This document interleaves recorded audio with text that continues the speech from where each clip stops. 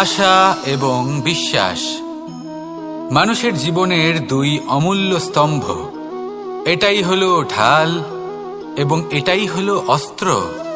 এটাই আমাদের রক্ষা করে এবং এটাই আমাদের জীবনের পথ প্রশস্ত করে।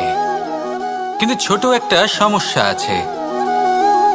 এবার যদি আপনি বটবৃক্ষের থেকে এই আশা রাখেন যে এ আমাকে ফল দেবে, তাহলে সেই আশা ভঙ্গ হওয়াই স্বাভাবিক। আর যদি আপনি বিশ্বাস করেন যে খেজুর গাছ আপনাকে ছায়া প্রদান করবে, তাহলে সেই বিশ্বাসও অবশ্যই ভঙ্গ হবে। তাহলে কি করা উচিত? চোখ বন্ধ করে যে কাউকে বিশ্বাস করার আগে বা যে কারোর থেকে আশা রাখার আগে নির্বাচন করুন যে কার ওপর বিশ্বাস রাখতে চান, কার ওপর আশা রাখতে চান। তবে আমি তো বলবো যে বিশ্বাস করতে হলে নিজের ওপর করুন, যে এই সংসারে এমন কোনো কাজ নেই যা আপনি করতে পারেন না। আর শুধু কর্ম করতে থাকুন আর ভরসা রাখুন ঈশ্বরের ওপর, যে উনি আপনার কর্ম দেখবেন আর আপনাকে আপনার কর্মফল অবশ্যই দেবেন, আপনাকে সাফল্য দেবেন। যদি আপনার বিশ্বাস অটল হয়, নিরন্তর পরিশ্রম করেন, তাহলে ঈশ্বর কখনোই আপনার আশা ভঙ্গ হতে দেবেন না। আসুন আর আমার সাথে ভালোবেসে বলুন, রাধা রাধা। আমরা আনন্দ লাভের জন্য ভালোবাসি মা বাবাকে, ভাই বোনকে, পরিবার পরিজনকে, বন্ধুকে, প্রেমিকাকে। আমরা চাই যে সকলে যেন আপন হয়ে থাকেন, আমাদের কাছে থাকেন। কিন্তু মানুষের একটা প্রবৃত্তি আছে যে তিনি যা লাভ করে ফেলেন তার মূল্য তিনি বুঝতেই পারেন না। যদি আপনার বাড়ির কাছে একটা মিষ্টি জলের সরোবর থাকে বা সুন্দর নদী থাকে, তাহলে জলের গুরুত্বটা কি আপনি তা বুঝতেই পারবেন না। সেইখানে আপনি যদি কোনো একটা মরুভূমিতে যান, আপনি অনুভব করতে পারবেন যে এক একটা ফোঁটা জলের কি গুরুত্ব, তার মূল্য কি। সুখের মুহূর্তে যদি আপনজনদের মনে রাখেন, তবে দুঃখের মুহূর্ত নিজে থেকেই দূরে সরে যাবে। ভালোবাসা এবং তার সাথে স্মরণ করা, এটাই তো হলো জীবনের এবং ভালোবাসার আসল মূল্য। আসুন আর আমার সাথে ভালোবেসে বলুন, রাধা রাধা। আমাদের হাতটা দেখুন, এই হাতে 5টা আঙুল আছে যা ভিন্ন ভিন্ন ধরনের, একরকম কেন নয়? কারণ হলো প্রত্যেকের নিজের নিজের গুরুত্ব আছে, নিজের নিজের মাহাত্ম্য আছে। এরা ভিন্ন, তাই একত্রিত হয়ে মুষ্টিবদ্ধ করা সম্ভব, যার দ্বারা আমরা আত্মরক্ষাও করতে পারি, আবার আক্রমণও করতে পারি। যদি 5টি আঙুল সমান হতো, তাহলে মুষ্টিবদ্ধ হতে পারত না, নিজেদের মধ্যে বিভ্রান্তির সৃষ্টি করত। এবার এরকমই কিছু আমাদের সংসারেও হয়। আমাদের দেশ, যেখানে একটি ভূমির ওপর ভিন্ন ভিন্ন ধর্মের মানুষ বাস করেন, ভিন্ন ভিন্ন জাতি, ভিন্ন ধর্ম, ভিন্ন ভাষা। কিন্তু যদি আমরা এটা ভাবি যে কিভাবে এই দেশকে কল্যাণের পথে নিয়ে যাওয়া যায়, কিভাবে এর বিকাশ করা সম্ভব, তাহলে আমাদের একত্রিত হওয়া শিখতে হবে। যেইভাবে 5টা আঙুল একত্রিত হয়, মুষ্টিবদ্ধ হয়, সেইভাবেই আপনার যে ভাষাই হোক, যে ধর্মই হোক, যে জাতি হোক না কেন, ঠিক আছে, আবশ্যক হলো আপনার নিজের কর্মভূমির সাথে, আপনার ধরিত্রীর সাথে যুক্ত থাকা, সাথে থাকা। তবেই দেশের উন্নয়ন সম্ভব, তবেই এই দেশ স্বতন্ত্র থাকবে, সফল হবে, আর এই মন প্রসন্ন হয়ে বলবে, রাধা রাধা। খেলা খেলতে কে না ভালোবাসেন? আমরা প্রত্যেকেই যখন সময় পাই, সুযোগ পাই, তখনই আমরা কোনো খেলা খেলি। খেলার সময় 2 ধরনের মানুষ ওখানে থাকেন, 1 যারা অংশগ্রহণ করেন, আর 2 যারা দেখতে থাকেন, যারা দর্শক হয়ে দেখেন, যারা নিজের পক্ষের বিজয়ের ফলে উচ্ছ্বসিত হয়ে থাকেন, পরাজয়ের ফলে শোক পালন করেন, পরামর্শ দিয়ে থাকেন। আর বিজয়ী কে হন? বিজয়ী তিনি হন যিনি অংশগ্রহণ করেন। নির্বাচনে আপনাকে করতে হবে, আপনি কি করতে চান? আপনি কি খেলোয়াড় হতে চান, নাকি আপনি দর্শক হতে চান? যদি আপনি বিজয়ের আনন্দ লাভ করতে চান, সেই রোমাঞ্চ অনুভব করতে চান, তাহলে খেলতে হবে, ময়দানে আপনাকে নামতেই হবে। পরাজয়ের সম্ভাবনার ভয়ের সাথে আপনাকে লড়াই করতেই হবে, বিপক্ষের আহ্বানকে স্বীকার করতেই হবে, খেলোয়াড় হয়ে উঠতে হবে। তবেই এই বিজয়ের সম্ভাবনা থাকবে। আসলে কি, দর্শক হয়ে পরামর্শ দেওয়া অত্যন্ত সহজ, ময়দানে নেমে অংশগ্রহণ করা অত্যন্ত কঠিন। আর এখানে যেটা সহজ তা আপনাকে বিজয়ের পথে কখনোই নিয়ে যাবে না। আসুন আমার সাথে ভালোবেসে বলুন, রাধা রাধা। এই সংসারে এমন কখনোই হবে না যে আপনি কিছু একটা করলেন কিন্তু তার মূল্য আপনাকে দিতেই হলো না। যে কোনো কাজের জন্য, যে কোনো কর্মের জন্য আপনাকে মূল্য দিতেই হবে। প্রকৃতিও আমাদের এটাই শেখায়। আকাশে দেখুন সূর্যকে, প্রত্যেকদিন আমাদের প্রকাশ প্রদান করেন। এনাকে সূর্য নারায়ণ বলা হয়।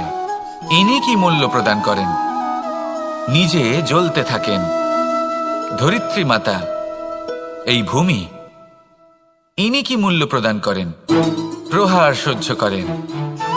আমরা এই ধরিত্রীতে প্রহার করে মাটি খুঁড়ে তাতে বীজ বপন করি, তবেই আমরা অন্ন লাভ করি, তবেই ফসল পাই। জীবনে যদি আপনাকে সফল হতে হয়, সম্মান পেতে হয়, যশ পেতে হয়, তাহলে আপনাকে মূল্য দিতেই হবে। যদি আপনি সাফল্য লাভ করতে চান তাহলে দিন রাত আপনাকে ত্যাগ করতে হবে, যেখানে সমগ্র সংসার সন্তোষ অনুভব করছে আর আপনাকে করতে হচ্ছে পরিশ্রম। যদি আপনি সম্মান প্রাপ্ত করতে চান তাহলে আপনাকে সেই সুখ ত্যাগ করতে হবে যা সবার কাছে রয়েছে। যদি আপনি যশ লাভ করতে চান তাহলে নিজের অন্তরকে মেরে ফেলা আপনাকে শিখতে হবে, তবেই আপনি যশ লাভ করবেন। জীবনে শুধুমাত্র ধন মূল্যবান নয়, কিন্তু এই যে মূল্যের কথা আমি বলছি সেটা যদি আপনি দিতে পারেন তাহলে নিশ্চিত রূপে এটা আপনাকে আরো মূল্যবান করে তুলবে, নিশ্চিত রূপে গড়ে তুলবে।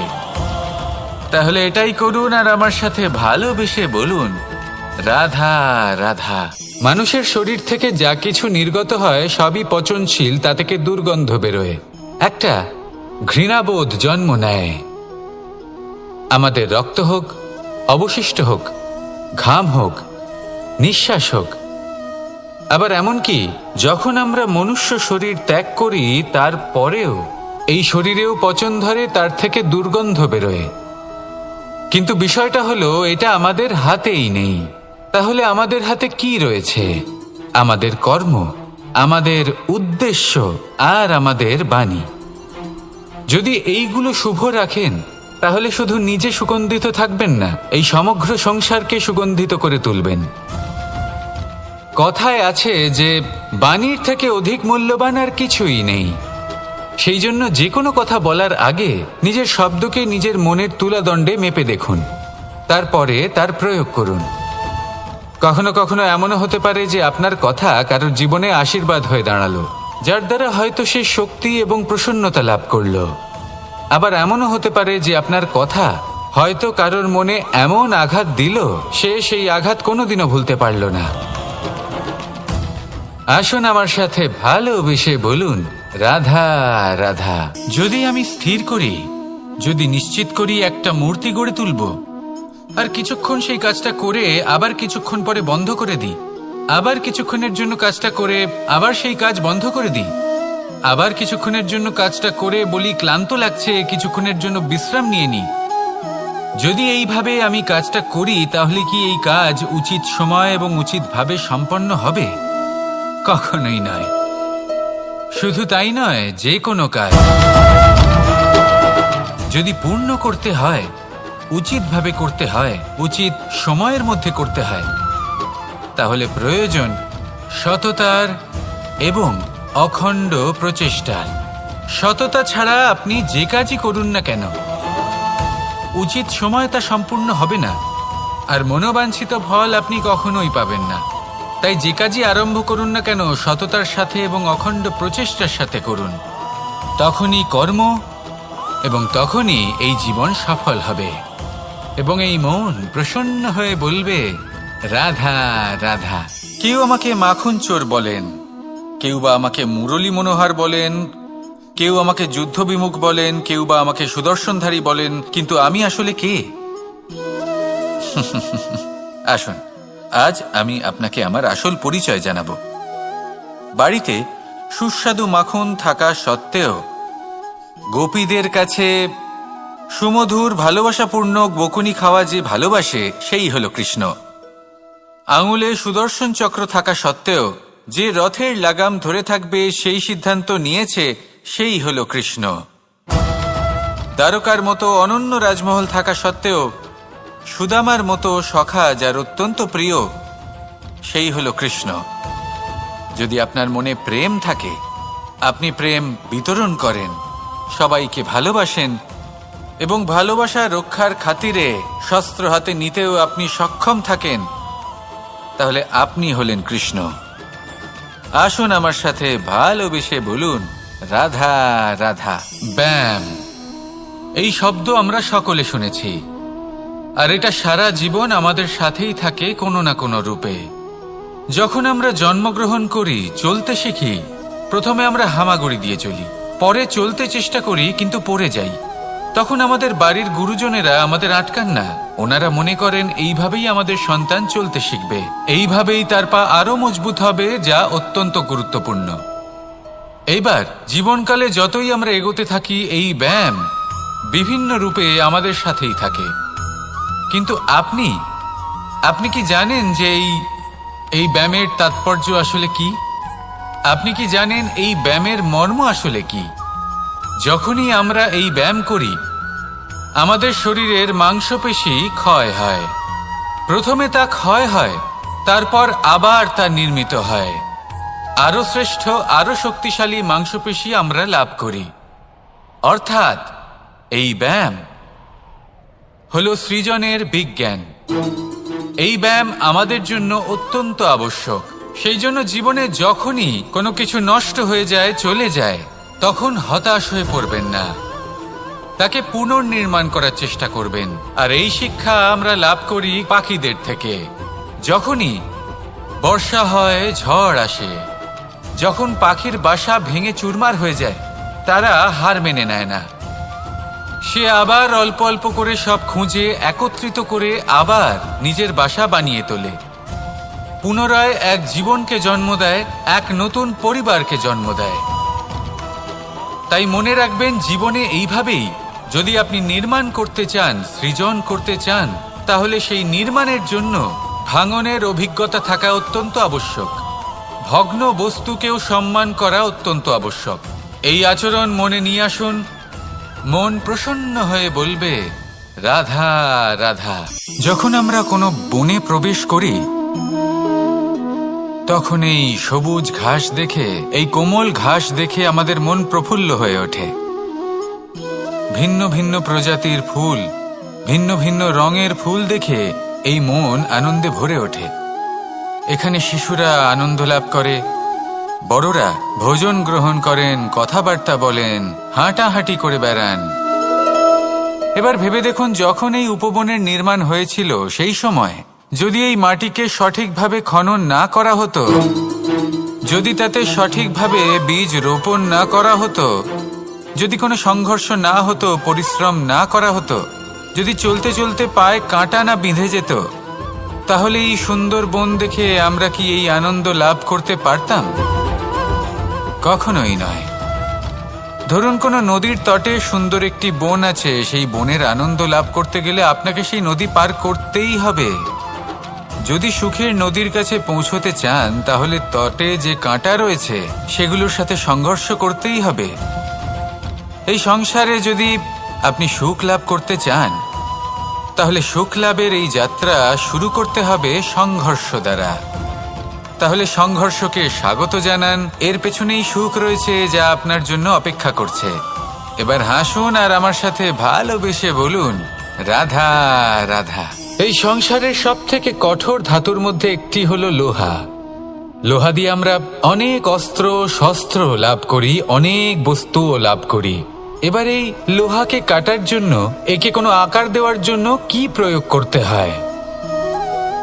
লোহা। এবার এই কথাটা আমরা সকলেই জানি যে লোহার দ্বারাই লোহাকে কাটতে হয়। এবার এই কথা আমি আপনাকে কেন বলছি, এরপরে খুব বড় একটা প্রশ্ন আসে যা খুব বড় শিক্ষা দিয়ে যায়। এটা কেন হয় যে আমরা একটা লোহা দিয়ে একটা লোহাতে আঘাত করছি, কিন্তু যে লোহা দ্বারা আঘাত করছি তার আকার বদলাচ্ছে না, যার উপর প্রহার করছি তার আকার বদলাচ্ছে? এতে পার্থক্যটা কোথায়? পার্থক্য হলো তাপমাত্রার। দেখুন, যে লোহাকে আমরা কাটতে চাই তার তাপমাত্রা বাড়াতে হয়, তাকে গরম করতে হয়। আর যে লোহা দ্বারা আমরা আঘাত করতে চলেছি সেই লোহা আমাদের ঠান্ডা রাখতে হয়। অর্থাৎ ঠান্ডা লোহা গরম লোহাকে কেটে দেয়। এবার এই শিক্ষা কি আমাদের জীবনে যথেষ্ট নয়? আমাদের জীবনে অনেক সমস্যা আসতে পারে, কিন্তু আমাদের এই বিষয়ে বিশেষ খেয়াল রাখতে হবে যে আমাদের মনকে আমরা যেন ঠান্ডা রাখি, এই মস্তিষ্ককে শান্ত রাখতে হবে। যদি আমরা ক্রোধ বা ঈর্ষার আগুনে জ্বলতে থাকি, বিদ্বেষের আগুনে জ্বলতে থাকি, তাহলে আমরাও সেই লোহার মতোই হয়ে যাব যার তাপমাত্রা অত্যন্ত বেশি। তখন যে কেউ এসে আমাদের বিচ্ছিন্ন করে চলে যাবে। মনে রাখবেন, যিনি যত বেশি স্থির বুদ্ধির অধিকারী, যিনি হলেন সবথেকে বেশি শান্ত, তিনি হলেন সবথেকে বেশি বলশালী। তাহলে শান্ত থাকুন আর আমার সাথে ভালোবেসে বলুন, রাধা রাধা। বড়ই অদ্ভুত ব্যাপার। একটি পাথরের প্রতিমা যখন মন্দিরে স্থাপিত হয় তখন তা আমাদের কাছে ভগবান সম হয়ে দাঁড়ায়। কিন্তু যখন একজন জীবিত মানুষ মন্দিরে গিয়ে থাকেন তখন তার শরীর, মন, আত্মা সেই সব পাথর সম হয়ে দাঁড়ায়। কিন্তু এমনটা আমি ঠিক কেন বললাম ভেবে দেখুন। মানুষ এটা চান যে কোনো পরিস্থিতি, যে কোনো স্থানেই তার বিজয় হোক, কিন্তু এখানে এসে সে পরাজিত হয়। এরকম ঠিক কেন হয়? সমস্ত খেলা হলো ভাবনা চিন্তার, বিচারধারার, দৃষ্টিভঙ্গির, উত্তরদায়িত্বের খেলা। পাষাণের এই প্রতিমা, তার একটি উত্তরদায়িত্ব আছে, আশা ধরে রাখার দায়িত্ব। সেই আশা জানিয়ে মানুষ মন্দিরে আসেন। তেমনি মানুষের একটি উত্তরদায়িত্ব আছে যেটা সে ভুলে যায়। আর সেই উত্তরদায়িত্ব হলো এটা, যে মন্দিরে যে ভগবানকে সে প্রসন্ন করতে যাচ্ছে তাকে সে তখনই খুঁজে পাবে যখন পূর্ণরূপে সে সমর্পিত থাকবে। যদি মনে সমর্পণের ভাব না থাকে তাহলে ভগবান কখনো প্রসন্ন হবেন না। নিজের উত্তরদায়িত্ব বোঝার বদলে মানুষ শুধু একটা অনুষ্ঠান পালন করেন। যেমন ফুলের একটা মালা অর্পণ করেন আর সেই কারণেই তিনি পরাজিত হন। আপনি ফুলের মালা অর্পণ করুন, প্রসাদ অর্পণ করুন, কিন্তু মনের মধ্যে পূর্ণ সমর্পণের ভাব থাকা প্রয়োজনীয়। তবেই আপনি মন্দিরে গিয়েও প্রাণবন্ত হয়ে থাকতে পারবেন, তবেই ঈশ্বরকে প্রসন্ন করতে পারবেন। আসুন আমার সাথে ভালোবেসে বলুন, রাধা রাধা। সময় এবং ধন, একটা যা প্রকৃতি আমাদের দান করেন আর একটা যা আমরা নিজেরা অর্জন করি। কিন্তু যখন হারিয়ে ফেলার প্রসঙ্গ আসে তখন আমরা এই দুই একসাথে হারিয়ে ফেলি। এই সময় যদি আপনি গুনতে থাকেন তাহলে তা এমনিও নষ্ট হয়ে যাবে, কারণ সময় গণনা করতে আপনি যে সময় ব্যতীত করেন তা তো এমনিই নষ্ট হয়ে যায়। এই সময়কে যদি আপনি একত্রিত করার চেষ্টা করেন তাহলে তা সম্ভব হবে না। সময়ের বিষয়ে শুধু একটাই কথা বলবো, আপনি যদি একে ব্যবহার করেন তাহলেই জীবনে বৃদ্ধি হবে। ধনের সাথেও এটাই হয়। কথায় আছে যে এই ধনের দ্বারাই ধন অর্জন করা সম্ভব। যদি আপনি এই ধনের যত্ন নেন এবং একে সামলে রাখেন তাহলে ধন আপনাকে সামলে রাখবে। এবার সময় আমরা প্রচুর পরিমাণে পাই, কিন্তু তার অর্থ এটা নয় যে আমরা তা নষ্ট করি। বাস্তব অর্থে সময় তা অত্যন্ত মূল্যবান। এর সদ্ব্যবহার করা যদি আপনি শিখে যান তবে এই সময়ও আপনাকে অবশ্যই অতি মূল্যবান করে তুলবে। আসুন আর আমার সাথে ভালোবেসে বলুন, রাধা রাধা। জীবনে যখন কোনো ব্যক্তি নিজের লক্ষ্য প্রাপ্তির জন্য নিরন্তর পরিশ্রম করতে থাকেন, চেষ্টা করতে থাকেন, তখন তিনি কষ্ট অনুভব করেন, কখনো শারীরিক কষ্ট, কখনো মানসিক কষ্ট। এবার উনি এটা ভাবতে থাকেন যে আমি কি উচিত করছি নাকি অনুচিত করছি। কারণ অন্যদিকে এমন একজন ব্যক্তিও আছেন যিনি একদমই পরিশ্রম, চেষ্টা করছেন না। তিনি মদিরা পান করেন, বিলাসিতায় জীবন কাটান, অলস প্রকৃতির হয়ে ওঠেন, নিদ্রাতে বিলীন হয়ে থাকেন আর ভাবেন যে তিনি সুখ লাভ করছেন। কিন্তু এরকম কেন হয়? কারণ যখন আমরা সৎ পথে থাকি, উচিত পথে চলি, লক্ষ্য প্রাপ্ত করার জন্য চেষ্টা করতে থাকি, তখন আমাদের ভেতরে থাকা নেতিবাচক শক্তি এবং পাপ এই দেহকে ত্যাগ করে দেয়। আর এই অনুভূতিটাই আমাদের দুঃখের অনুভূতি দেয়, কষ্ট দেয়। এবার সেখানে যদি আমরা কুপথে চলি, অনুচিত পথে চলতে থাকি, তাহলে আমাদের ভেতরে থাকা পুণ্য এবং ধনাত্মক শক্তি আমাদের দেহ ত্যাগ করে দেয়। আর এই অনুভূতির কারণেই আমরা সুখ অনুভব করি। কিন্তু কখনো ভাববেন যে এই সুখ বেশি সময় পর্যন্ত থাকে না। সেই জন্য সবসময় মনে রাখবেন, যদি আপনি জানেন যে এটাই আপনার লক্ষ্য, এটাই উচিত পথ, শুভ পথ, তাতে নিরন্তরভাবে এগিয়ে যেতে চেষ্টা করতে থাকুন। এই কষ্ট আপনাকে সুখের পরাকাষ্ঠায় কখন পৌঁছে দেবে তা আপনি জানতেই পারবেন না। আসুন আমার সাথে ভালোবেসে বলুন, রাধা রাধা। প্রত্যেক মানুষ নিজের জীবনে হীরক তথা হিরে এবং দর্পণ এই দুই দেখেছেন। এই দুই হলো সাদা এবং এরা দুজনেই আলোর প্রতিফলন ঘটায় এবং এরা দুজনেই উজ্জ্বল হয়ে ওঠে। আপনি হয়তো মনে মনে ভাবছেন যে এটা কি ধরনের তুলনা করছি। একটা হিরে তো রত্ন, তার মূল্য দর্পণের থেকে অনেক গুণ বেশি।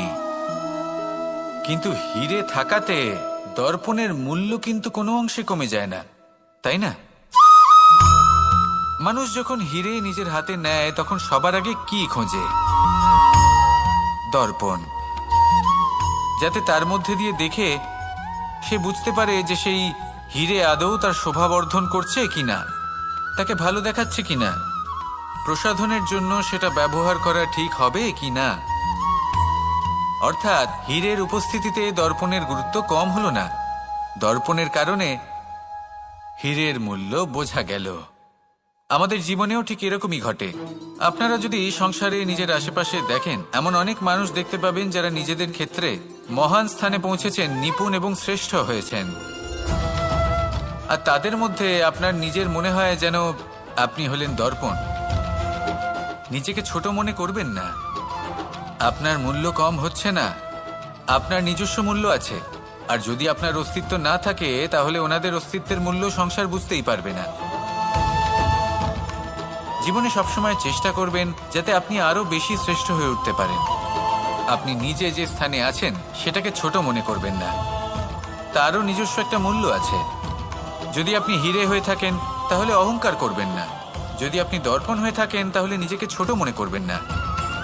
আসুন আর আমার সাথে ভালোবেসে বলুন, রাধা রাধা। মানুষ জন্মগ্রহণ করে, তার সাথে ভয়েরও জন্ম হয়।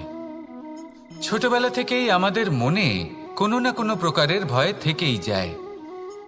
কেউ এই বিষয়ে ভয় পায় যে তার কোনো বস্তু তার থেকে দূরে চলে যাবে, কেউ এই বিষয়ে ভয় পায় যে আমি নিজেকে হারিয়ে ফেলব, কেউ এই ভেবে ভয় পায় যে আমার প্রিয়জনেরা তারা যেন আমার থেকে দূরে না চলে যায়, কেউ এই ভেবে ভয় পায় যে আমরা যেন পথ না হারিয়ে ফেলি, আদি ইত্যাদি। কিন্তু সত্যি কথা বলতে ভেবে দেখুন, এই ভয় বাস্তবে কি?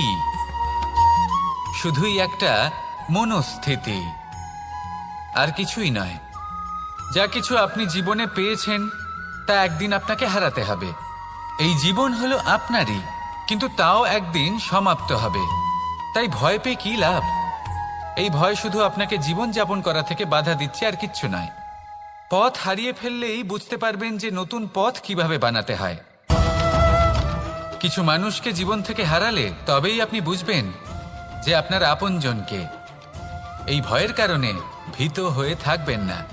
এই তারা নক্ষত্র অন্ধকারের অভাবে গুরুত্ব হারায়। শিবকেও মহাদেব হওয়ার জন্য বিষ পান করতে হয়েছিল। প্রত্যেক পরিস্থিতি, প্রত্যেক সাফল্য আপনার পরীক্ষা নেবে, তাতে উত্তীর্ণ হওয়া হলো আপনার কর্ম। যখনই আপনি ভয় পাবেন বা সংকটের সম্মুখীন হবেন, তখন সাহসের সাথে তার সম্মুখীন হন। মনে রাখবেন, যে সম্মুখীন হতে জানে সাফল্য তার সাথে সবসময় থাকে। আসুন আর আমার সাথে ভালোবেসে বলুন, রাধা রাধা।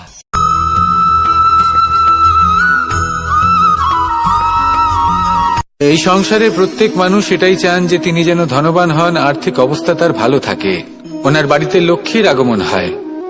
কিন্তু সেটা হবে কি করে, সেটাই হলো প্রশ্ন।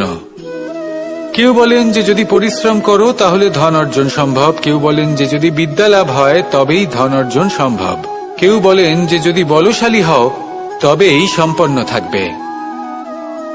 ভালো কথা, যদি তাই হয়ে থাকে তবে দিনমজুর সারা দিন পরিশ্রম করেন, তিনি কেন ধনী হন না?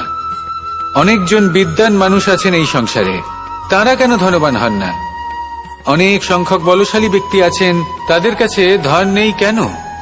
তাদের কেন ধনের অভাব হয়? আবার এমনও কিছু মানুষ আছেন যারা পরিশ্রম করেন, তারা দিনমজুর, কিন্তু তারা ধন অর্জন করতে পারেন। কিছু বিদ্বান ব্যক্তি আছেন যাদের কাছে অধিক মাত্রায় ধন রয়েছে, কয়েকজন বলশালী ব্যক্তি রয়েছেন যাদের কাছে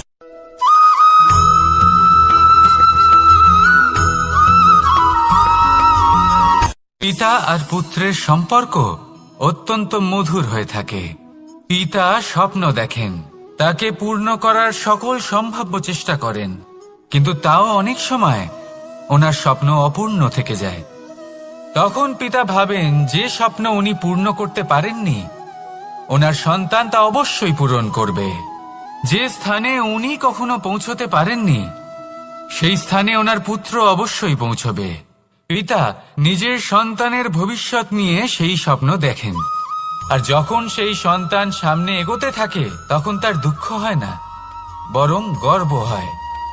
ওনার ভালো লাগে এটা দেখে যে ওনার সন্তান অনেক উন্নতি করছে। কিন্তু যখন সন্তান নিজের অভিভাবকের শক্তি দেখে, তার যশ দেখে হিংসা করতে থাকে, সমস্যা সেইখানেই শুরু হয়। সেই জন্য সকল সন্তানকে এটা মনে রাখতে হবে, দেখুন, পুত্র হবার সুবাদে, এক সন্তান হবার সুবাদে এটা হলো আপনার অধিকার যে আপনি আপনার পিতার থেকে বেশি উন্নতি করবেন। আপনার পিতাও এটাই চান, কিন্তু সুস্থভাবে এটা করুন। একটা রেখা টেনে নিন যাতে আপনি তাতে এগোতে পারেন আর আপনার পিতার তাতে গর্ববোধ হয়, আর সেই বিষয়ে দুঃখ না হয় যে আমার সন্তান আমাকেই ছোট করার চেষ্টা করছে। ইতিহাস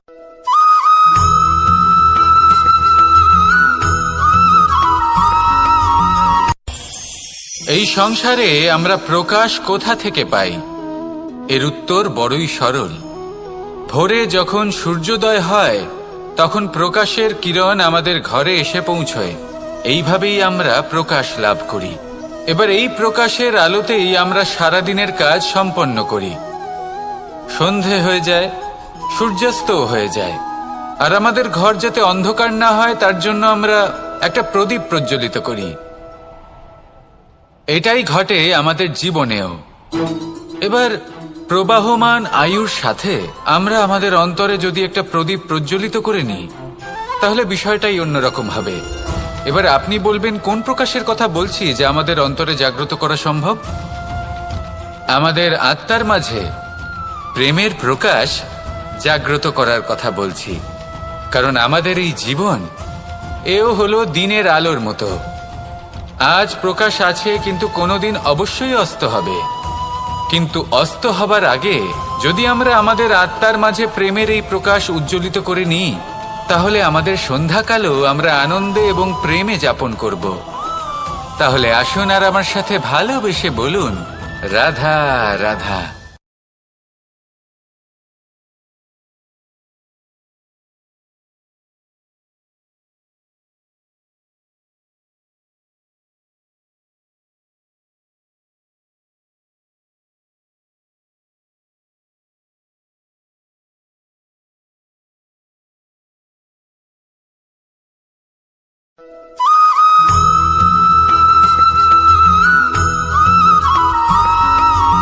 আমাদের শরীর প্রকৃতির সর্বশ্রেষ্ঠ রচনা। যে অঙ্গ প্রত্যঙ্গ আমরা লাভ করেছি প্রত্যেকটির মধ্যে একটি নিজস্ব বার্তা রয়েছে। একটু ভেবে দেখুন, দুটি চোখ দিয়েছে দেখার জন্য, দুটি কান দিয়েছে শোনার জন্য, নাসিকাও আছে দুটি, দুটি হাত দিয়েছে দ্বিগুণ পরিশ্রম করার জন্য, কিন্তু জিভ শুধুমাত্র একটি। তার উপরেও তীক্ষ্ণ বলিষ্ঠ দাঁত দিয়েছে তার রক্ষার জন্য। কখনো ভেবে দেখেছেন কেন?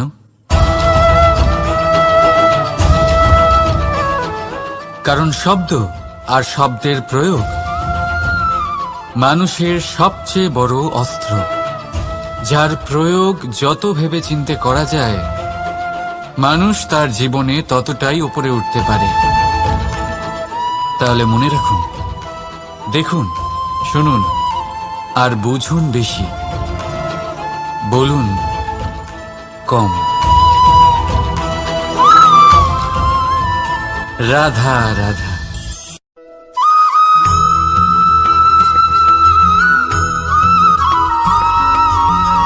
যখন আমরা কোনো বনে প্রবেশ করি তখন এই সবুজ ঘাস দেখে, এই কোমল ঘাস দেখে আমাদের মন প্রফুল্ল হয়ে ওঠে। ভিন্ন ভিন্ন প্রজাতির ফুল, ভিন্ন ভিন্ন রঙের ফুল দেখে এই মন আনন্দে ভরে ওঠে। এখানে শিশুরা আনন্দ লাভ করে, বড়রা ভোজন গ্রহণ করেন, কথাবার্তা বলেন, হাঁটাহাঁটি করে বেড়ান। এবার ভেবে দেখুন, যখন এই উপবনের নির্মাণ হয়েছিল সেই সময় যদি এই মাটিকে সঠিকভাবে খনন না করা হতো, যদি তাতে সঠিকভাবে বীজ রোপণ না করা হতো, যদি কোনো সংঘর্ষ না হতো, পরিশ্রম না করা হতো, যদি চলতে চলতে পায়ে কাঁটা না বিঁধে যেত, তাহলে এই সুন্দর বন দেখে আমরা কি এই আনন্দ লাভ করতে পারতাম? কখনোই নয়। ধরুন কোনো নদীর তটে সুন্দর একটি বন আছে, সেই বনের আনন্দ লাভ করতে গেলে আপনাকে সেই নদী পার করতেই হবে। যদি সুখের নদীর কাছে পৌঁছতে চান তাহলে তটে যে কাঁটা রয়েছে সেগুলোর সাথে সংঘর্ষ করতেই হবে। এই সংসারে যদি আপনি সুখ লাভ করতে চান তাহলে সুখ লাভের এই যাত্রা শুরু করতে হবে সংঘর্ষ দ্বারা। তাহলে সংঘর্ষকে স্বাগত জানান, এর পেছনেই সুখ রয়েছে যা আপনার জন্য অপেক্ষা করছে। এবার হাসুন আর আমার সাথে ভালোবেসে বলুন রাধা।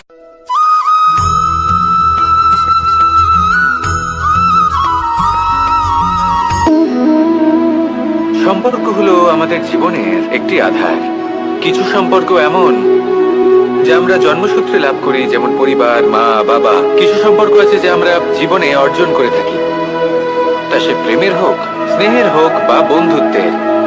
এই সকল সম্পর্ক লাভ করার বা গড়ে তোলার 5টি ধাপ রয়েছে। প্রথম ধাপ, কোনো ব্যক্তির সাথে আলাপ হওয়া, তার সাথে কথা বলা বা তাকে দেখা। দ্বিতীয় ধাপ, সে ব্যক্তিকে আমাদের ভালো লাগা। তৃতীয় ধাপ,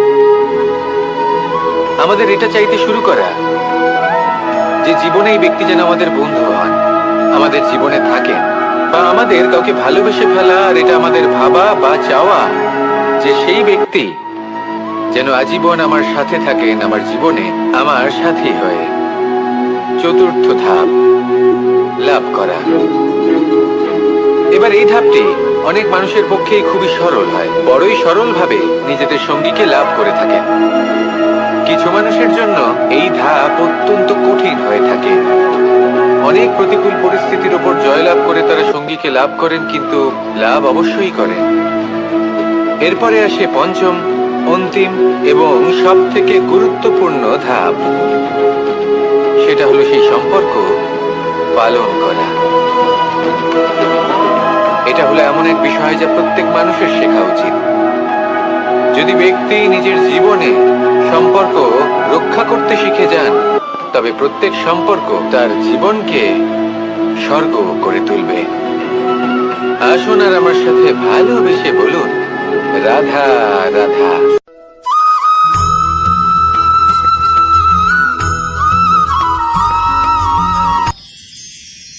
মানুষ তার জীবনে দুই ধরনের পরিস্থিতিকে খুব ভয় পায়। এক, কোনো কারণবশত কারোর সামনে নত হওয়া। দুই, কোনো কারণে নিজের চরিত্র থেকে, নিজের মূল্যবোধ থেকে বিচ্যুত হওয়া। এবার কেন হয় এরকম যে কথায় কথায় কারোর সামনে নত হতে হয়? কেন বারংবার নিজের চরিত্র থেকে চ্যুত হতে হয়? এরকম কেন হয়? এটা তখনই হয় যখন আমাদের শিক্ষা এবং মূল্যবোধের অভাব থাকে। যদি মানুষের মধ্যে প্রকৃত শিক্ষা থাকে তাহলে এই সংসারে কোনো সময় এবং কারোর সামনেই নত হওয়ার কোনো প্রয়োজন নেই। যদি মানুষের মধ্যে মূল্যবোধ থাকে তাহলে তাকে নিজের মূল্যবোধ বা চরিত্র থেকে বিচ্যুত হতে হয় না, তা সে যাই হয়ে যাক না কেন। কোনো বালককে যদি জন্ম থেকেই সুশিক্ষার অধিকারী করা হয়, শিক্ষিত করা হয়, মূল্যবোধের অধিকারী করা হয়, তবে সে এই সংসারে এমন কর্ম করবে যাতে সে নিজেকে, নিজের পরিবারকে, সমগ্র সমাজকে গর্বিত করতে পারে। শিক্ষা লাভ করুন, মূল্যবোধ লাভ করুন এবং আমার সাথে ভালোবেসে বলুন, রাধা রাধা।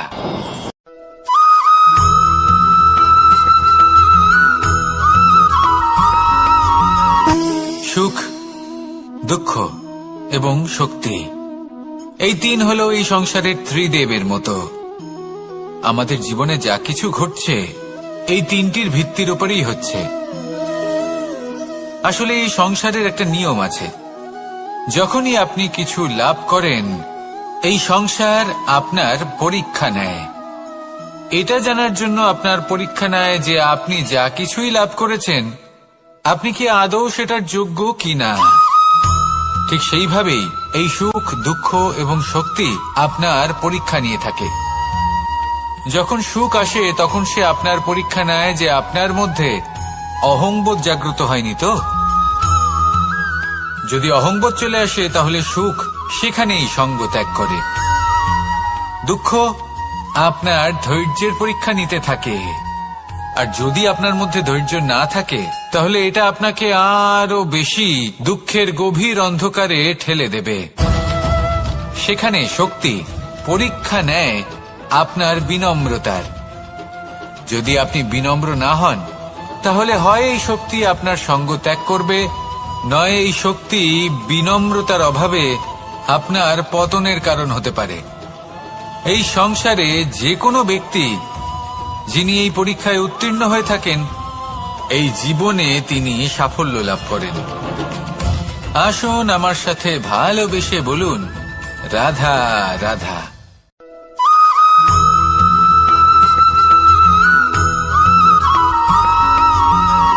জীবন কিসের উপর নির্ভরশীল? ধনের উপর? বৈভবের অনুভব যদি আপনি করতে চান তাহলে তা পাবেন শুধু একতার দ্বারা, সংগঠনের দ্বারা। যদি আপনাকে উদাহরণ দিই, নিজের এই হাতটাকে দেখুন, 5টা আঙুল রয়েছে। কোনো একটা বস্তুকে নিজের একটা আঙুল দ্বারা তুলে ধরার চেষ্টা করে দেখুন, বড়ই কষ্ট হবে। তখন আপনি বুঝতে পারবেন যখন এই 5টি আঙুল একত্রিত হয় তখন কোনো কাজ কতটা সহজ হতে পারে।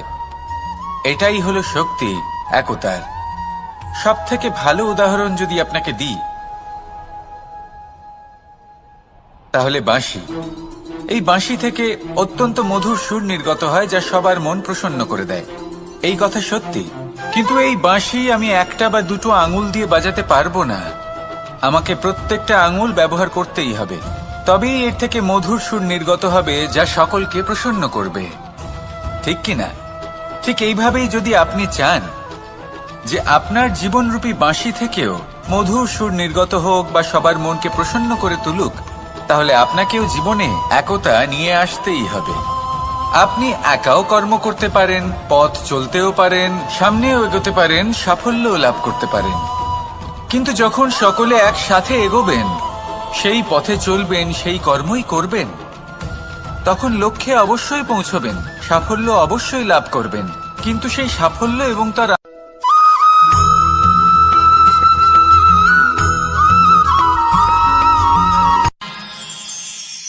আমরা সবাই সূর্যকে সম্মান কেন করি? কারণ আমরা জানি যে সন্ধেবেলা যখন সূর্যাস্ত হবে তখন শুধুমাত্র অন্ধকার বাকি থাকবে। ঠিক কিছুটা এরকমই হয় আমাদের মাতা পিতাও, যিনি আমাদের জন্ম দেন, আমাদের ভরণ পোষণ করেন, আমাদের বড় করেন, আমাদের প্রেম প্রদান করেন। কখনো কখনো তাদের মুখ থেকে কটু কথা নিঃসৃত হয়, আমাদের দুঃখ হয়, কিন্তু তখন আমাদের এটা বোঝা উচিত এগুলি নিঃসৃত হচ্ছে আমাদেরই মঙ্গলের জন্য। যেমন সূর্যদেব, উনিও উত্তাপ দিয়ে থাকেন আমাদেরই মঙ্গলের জন্য, যাতে ফসল পাকতে পারে। যাতে জল বাষ্প হয়ে মেঘ হতে পারে, বৃষ্টি হতে পারে, আর এই সংসারে নিরন্তর জলের প্রবাহ থাকে। আমাদের মাতা পিতা, তাদের কঠোর আচরণ, তাদের কঠোর অনুশাসনের পেছনে লুকিয়ে থাকে ওনাদের ভালোবাসা। আমাদের তা বুঝতে হবে, সসম্মানে ওনাদের গ্রহণ করতে হবে। কারণ ঠিক সূর্যাস্তের পরে যেমন চতুর্দিক অন্ধকারচ্ছন্ন হয়ে যায়, তেমনি আমাদের জীবন থেকে যখন আমাদের মাতা পিতা চলে যায়, তখন আমাদের জীবনেও শুধু এবং শুধুমাত্র অন্ধকারই ছেয়ে থাকে। সেই জন্য নিজের মাতা পিতাকে সম্মান করুন, ওনাদের ভালোবাসা প্রদান করুন। এই মন আর এই জীবন প্রসন্ন হয়ে বলবে, রাধা রাধা।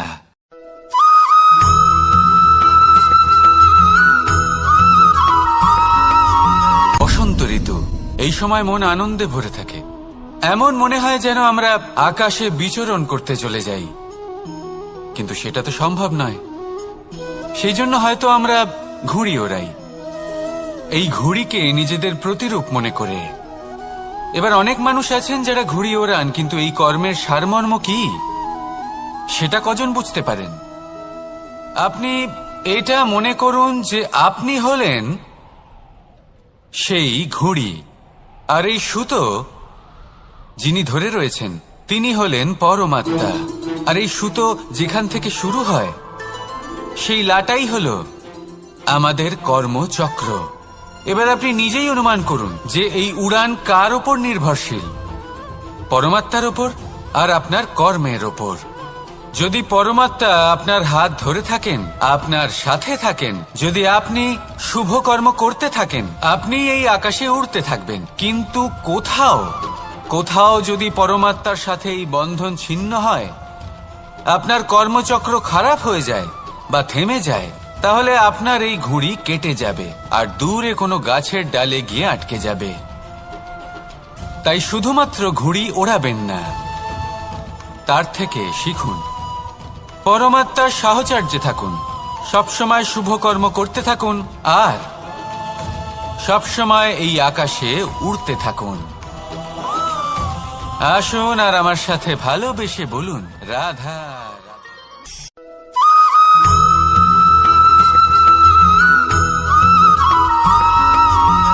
এবার অনেক সময় মানুষের মনে এরকম প্রশ্ন আসে যে এই সংসারে সবথেকে বড় বিপদ কি? কেউ বলে ধর্ম সংকট, আবার কেউ বলে প্রাণের ওপর আসা সংকট। প্রত্যেক মানুষের জীবনে বিভিন্ন সংকট আসে, আর এই সমস্ত সংকট অত্যন্ত বিচিত্র হতে পারে। এই সমস্ত সংসার হলো সংকট দ্বারা পরিপূর্ণ। ঠিক আছে, আপনাকে একটা উদাহরণ দিই। একজন ধনী ব্যক্তি, এবার ওনার জীবনে সংকট কি হতে পারে? সংকট এটাই যে কেউ তার সম্পত্তি চুরি না করে নেয়, আমরা বুঝতে পারছি। এবার একজন চোর, তার জীবনে সংকট কি হতে পারে? যে চুরি করার সময় সে যদি তার একটা কাশি চাপতে না পারে, তাহলে সে ধরা পড়ে যেতে পারে, ঠিক কিনা? আবার অনেক সময় এমনও হয় যে যার জন্য আমি সংকট, সেও আমার কাছে সংকট। যেমন এই পরিস্থিতিতে দেখুন, সংকট হলো সংকট, এ তো জীবনে থাকবে, কিন্তু এর সম্মুখীন কিভাবে হওয়া যায়? খুব সরল, সব এটার ওপর নির্ভর করে, মনের ওপর। এই মনকে নিয়ন্ত্রণ করলে সব ঠিক থাকবে। এবার যদি ধনী ব্যক্তি মনকে নিয়ন্ত্রণ করে ফেলেন, নিজের অর্থের ব্যবহার শুভ কাজের জন্য, সমাজের সেবার জন্য বিকাশ করতে করেন, ওই অর্থকে একত্রিত করে না রাখেন, তাহলে চুরির সমস্যা, এই সংকট সেখানেই কেটে যাবে। এবার যদি কথা বলি সেই চোরের, তাহলে চোর যদি নিজের মনকে সংযত করে নেয়, যদি নিজের কর্মকে নিয়ন্ত্রণ করতে পারে, তাহলে এমন কোনো স্বর নেই যা ওকে ধরা পড়তে বাধ্য করবে। সেই জন্য জীবনে সংকট যতই আসুক, যত বড়ই সংকট আসুক না কেন, কবচ হলো একটাই, আর এই কবচের নাম হলো আত্মনিয়ন্ত্রণ। নিজের মনকে নিয়ন্ত্রণে রাখতে শিখুন। এটা নিজের জীবনে প্রয়োগ করে তো দেখুন। যদি আপনি করতে পারেন তবে আপনি দেখবেন যে সংকট তো জীবনে আসা যাওয়া করে, কিন্তু সেই সংকটগুলির সম্মুখীন আপনি এইভাবে করতে পারবেন। তাহলে সেটাই করুন আর আমার সাথে ভালোবেসে বলুন, রাধা রাধা।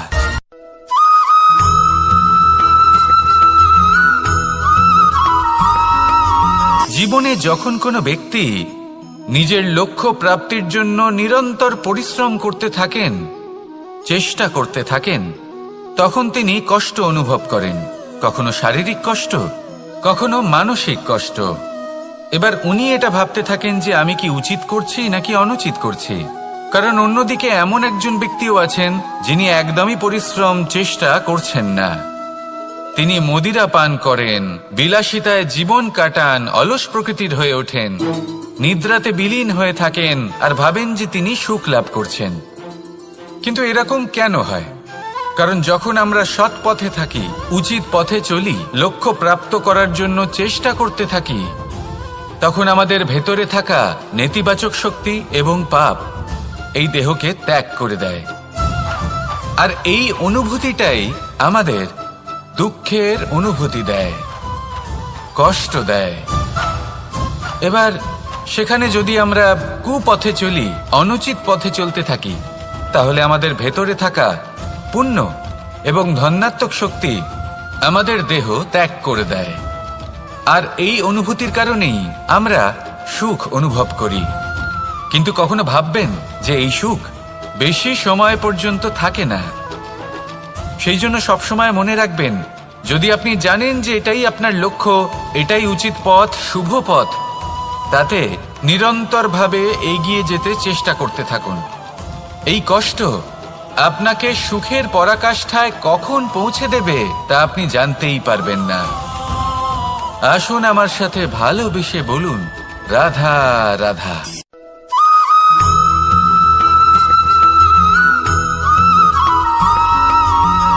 মানুষের মানসিকতা এমন হয় যে সে যতটা করে আশা করে যে তার থেকে অনেক বেশি তার বদলে সে পাবে।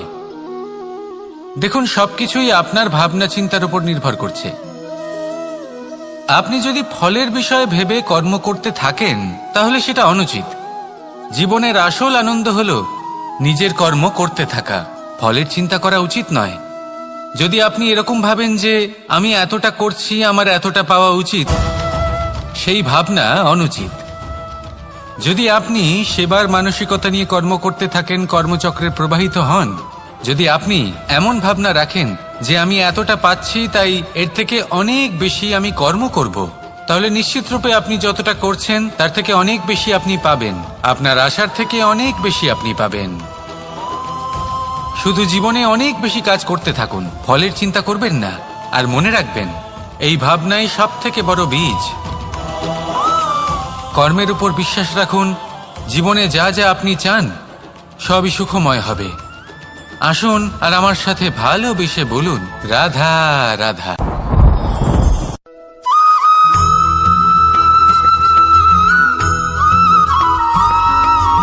আমাদের শরীর প্রকৃতির সর্বশ্রেষ্ঠ রচনা। যে অঙ্গ প্রত্যঙ্গ আমরা লাভ করেছি প্রত্যেকটির মধ্যে একটি নিজস্ব বার্তা রয়েছে।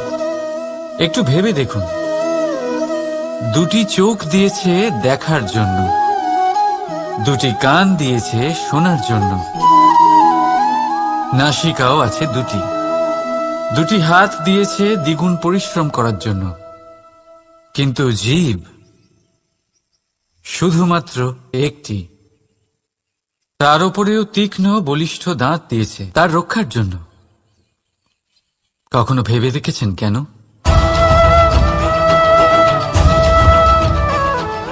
কারণ শব্দ আর শব্দের প্রয়োগ মানুষের সবচেয়ে বড় অস্ত্র, যার প্রয়োগ যত ভেবে চিন্তে করা যায় মানুষ তার জীবনে ততটাই উপরে উঠতে পারে।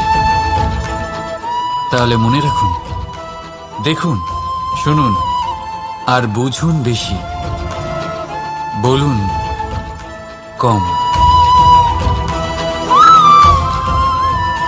রাধা রাধা।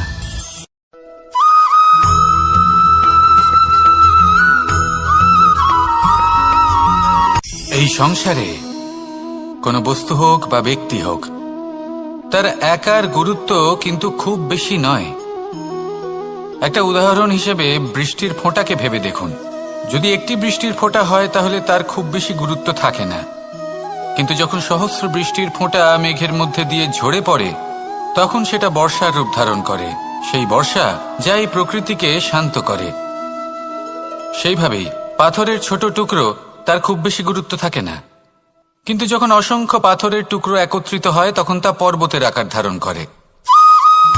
সেইভাবেই কিছু মানুষ যখন একত্রিত হন তখন তৈরি হয় পরিবার, কিছু পরিবার যখন একত্রিত হয় তখন তৈরি হয় সমাজ, যখন অনেক সংখ্যক সমাজ একত্রিত হয় তখন তৈরি হয় রাজ্য। এবার এই রাজ্যের সবথেকে গুরুত্বপূর্ণ ব্যক্তি হতে পারেন রাজা, কিন্তু তাও সেই রাজা একা কিছু করতে পারেন না।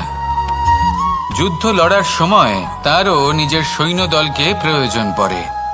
কিন্তু এই সংসারে এমন একজন ব্যক্তি আছেন যিনি একাই সব কাজ করতে থাকেন, এবং সেই ব্যক্তি হলেন মা। আমাদের জীবনে একজন পিতার ভূমিকা কিন্তু নিঃসন্দেহে অমূল্য, কিন্তু আমাদের সকলের জীবনে যে ভূমিকা একজন মায়ের তা অন্য কারোর থাকে না।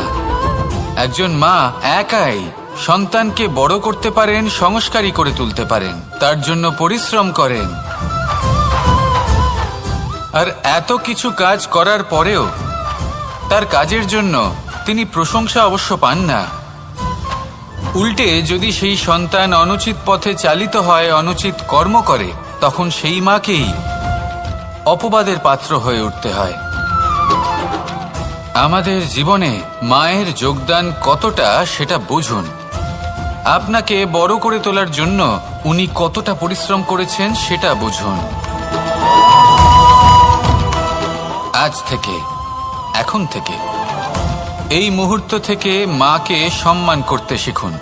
যখন সময় পাবেন, যখন সুযোগ হবে, তখন তার প্রশংসা করুন, ওনারও ভালো লাগবে। আর মায়ের এই মমতার জন্য, তার এই ভূমিকার জন্য আসুন সবাই মিলে আমরা তাকে প্রণাম করি, আর সকলে মিলে ভালোবেসে বলি, রাধা রাধা।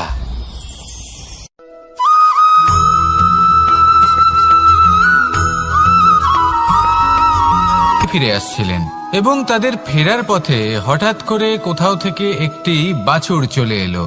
এই দুই বোন ভয়ভীত হয়ে গেলেন, আর তাদের হাত থেকে সেই আটা পড়ে গেল, মাটিতে মিশে গেল। এবার এই পুরো ঘটনাক্রমে যদি কারোর বিন্দুমাত্র লাভ হয়ে থাকে, বিন্দুমাত্র আনন্দ পেয়ে থাকে, তাহলে সে কে? সেই ছোট বোন, যিনি মাঝে মাঝেই গমের দানা তুলছিলেন এবং খাচ্ছিলেন। কিছুটা হলেও উনি আনন্দ লাভ করেছিলেন। এবার এরকমই হলো আমাদের জীবনে ভক্তি এবং ভালোবাসা সংক্রান্ত বিষয়ে। মানুষ নিজের জীবনের দৈনিক কাজে এতটাই ব্যস্ত হয়ে পড়েন, প্রত্যেক দিন শুধু কাজ কাজ কাজ কাজ করতে থাকেন, আর তাতে ভক্তি এবং ভালোবাসার জন্য সময় বার করতেই পারেন না। দেখুন, জীবনে ভক্তি আর প্রেমের এই যে ছোট ছোট মুহূর্ত আছে, এগুলো যদি আপনি যাপন করতে পারেন তাহলে তাতেই আপনি তৃপ্তি লাভ করবেন। বাকি সবই আপনার ব্যর্থ বলেই মনে হবে। জীবনে যখনই আপনি কোনো কাজ করবেন, ঈশ্বরের প্রতি সমর্পিত হয়ে সেই কাজ করুন।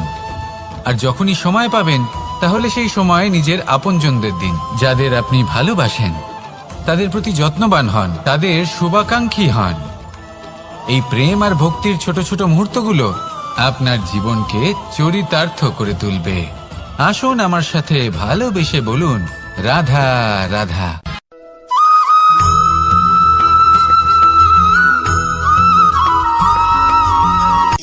শক্তি শক্তি অর্জন করা এতটা কঠিন নয় যতটা শক্তি লাভ করার পরে সেই শক্তি সামলানো কঠিন হয়। কারণ যেই মানুষ শক্তি লাভ করে তার মনে গর্ববোধ জন্মায়, জন্মায় অহংকার, জন্মায় জেদ। তাই শক্তি প্রাপ্ত করার সাথে বিনম্র থাকাও অত্যন্ত আবশ্যক। আর এটা আমাদের শেখা উচিত বৃক্ষের থেকে। বৃক্ষ যা আমাদের ফল দেয়, বৃক্ষ যা যত ফল দেয় ততটাই ঝুঁকে যায়। আমরা পাথর মারি ওই বৃক্ষের থেকে ফল প্রাপ্ত করার জন্য। সেই পাথরের মার সহ্য করেও বৃক্ষ আমাদের ফল দেয়। কোনো গর্ববোধ নেই, কোনো অহংকার বোধ নেই, আর সেই জন্য এই বৃক্ষের পুজো করা হয়। এটাই হলো মাহাত্ম্য শক্তির সাথে বিনম্রতার। যদি এই শক্তি সৃজন করে থাকে, সাহায্য করে থাকে, সম্বল হয়ে থাকে, তবেই সেই শক্তি উপযুক্ত। আর নয়তো সেই শক্তি একদিন আপনাকে আসক্ত অবশ্যই করবে। তাহলে শক্তি অবশ্যই অর্জন করুন, কিন্তু তার সাথে সেই শক্তি সামলানোর মতো বিবেকও আপনাকে অবশ্যই জাগ্রত করতে হবে। তাহলে আসুন আমার সাথে ভালোবেসে বলুন, রাধা রাধা।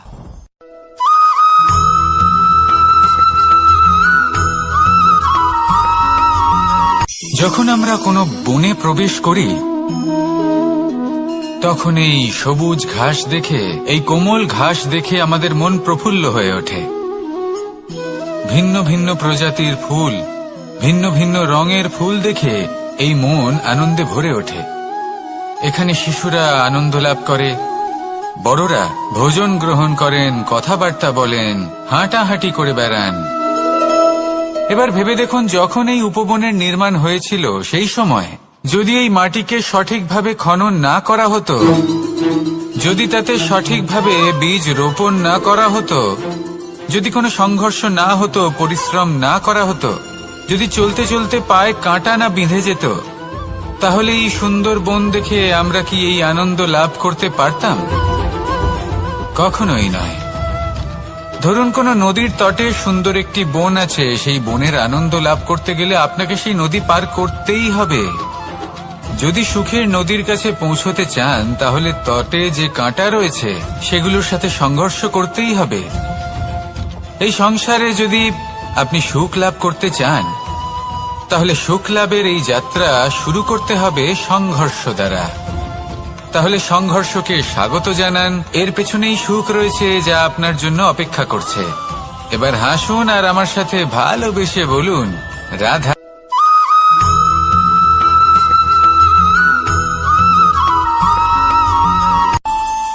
আমাদের মনে যখন কোনো প্রশ্ন ওঠে, কোনো দ্বন্দ্ব জাগে, তখন আমরা যাই আমাদের গুরুর কাছে, আমাদের আরাধ্যের কাছে গিয়ে জিজ্ঞেস করি। এইভাবেই একদিন আমি পৌঁছলাম আমার আরাধ্যের কাছে, আমার মহাদেবের কাছে, আর ওনাকে প্রশ্ন করলাম যে মহাদেব, জীবনে আনন্দ পাওয়ার, উৎসব পালনের, প্রেম ভাগ করে নেবার, জীবনকে উপভোগ করে নেওয়ার সর্বশ্রেষ্ঠ সময় কোনটা? মহাদেব হাসলেন আর উনি বললেন, জীবনে উৎসব পালনের সব থেকে শ্রেষ্ঠ দিন হল মৃত্যুর ঠিক আগের দিনটা। প্রেম ভাগ করে নেওয়ার সব থেকে শ্রেষ্ঠ মুহূর্ত হল মৃত্যুর ঠিক আগের মুহূর্ত। জীবনকে উপভোগ করে নেওয়ার সর্বশ্রেষ্ঠ প্রহর হল মৃত্যুর এক প্রহর পূর্বে। তখন আমি চমকে গেলাম। আমি বললাম, কিন্তু মহাদেব, মৃত্যু তো অনিশ্চিত, আমরা জানিও না কবে আমাদের মৃত্যু হবে। মহাদেব আবার হাসলেন। উনি বললেন যে যদি আমরা এভাবে জীবন কাটাই যে আমরা জীবনের প্রত্যেক দিন, প্রত্যেক মুহূর্ত, প্রত্যেক প্রহর শেষ বলে মনে করি, তাহলে আমাদের সমস্ত জীবন আনন্দের সাথেই অতিবাহিত হবে। কি বলেন?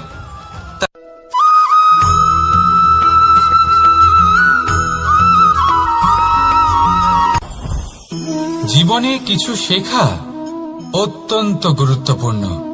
এবার কি কি শিখতে হবে সেই সব শেখানোর জন্য অনেক শিক্ষক রয়েছেন, কিন্তু কি শিখবেন না আর কি করবেন না, এটা আমাদের নিজের অভিজ্ঞতা দিয়ে শিখতে হয়। কিন্তু তার মানে এটা নয় যে যদি আপনাকে শিখতে হয় যে আগুনের তাপ কতটা, আপনাকে আগুনের মধ্যে হাত দিতে হবে। না, অন্য কারোর অভিজ্ঞতা দ্বারাও শিখতে পারেন। প্রশ্ন শুধুমাত্র একটাই যে আপনি কি শিখতে চান নাকি চান না। যদি আপনি এটাই ভাবেন যে আমি শুধুই নিজের অভিজ্ঞতা দ্বারাই শিখতে চাই, তাহলে জীবনকাল ছোট মনে হবে, অনেক কিছুই শিখতে পারবেন না। তাই নিজের সাথে সাথে বড়দের অভিজ্ঞতার দ্বারাও শেখা শুরু করে দিন। এই সংসারের অভিজ্ঞতা দ্বারা শিখতে শুরু করে দিন। আর এটা নিশ্চিত রূপে শেখা আবশ্যক যে কখন কি করবেন না, কোথায় থামতে হবে আর কোথায় থামবেন না। তাহলে আসুন আর আমার সাথে ভালোবেসে বলুন, রাধা রাধা।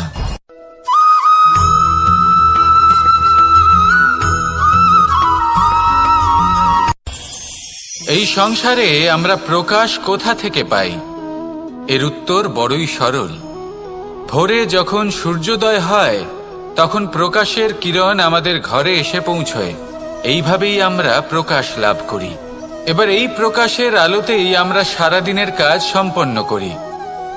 সন্ধে হয়ে যায়, সূর্যাস্তও হয়ে যায়। আর আমাদের ঘর যাতে অন্ধকার না হয় তার জন্য আমরা একটা প্রদীপ প্রজ্বলিত করি। এটাই ঘটে আমাদের জীবনেও। এবার প্রবাহমান আয়ুর সাথে আমরা আমাদের অন্তরে যদি একটা প্রদীপ প্রজ্বলিত করে নিই তাহলে বিষয়টাই অন্যরকম হবে। এবার আপনি বলবেন কোন প্রকাশের কথা বলছি যে আমাদের অন্তরে জাগ্রত করা সম্ভব? আমাদের আত্মার মাঝে প্রেমের প্রকাশ জাগ্রত করার কথা বলছি। কারণ আমাদের এই জীবন এও হলো দিনের আলোর মতো। আজ প্রকাশ আছে কিন্তু কোনোদিন অবশ্যই অস্ত হবে। কিন্তু অস্ত হবার আগে যদি আমরা আমাদের আত্মার মাঝে প্রেমের এই প্রকাশ উজ্জ্বলিত করে নিই তাহলে আমাদের সন্ধ্যাকালও আমরা আনন্দে এবং প্রেমে যাপন করব। তাহলে আসুন আর আমার সাথে ভালোবেসে বলুন, রাধা রাধা।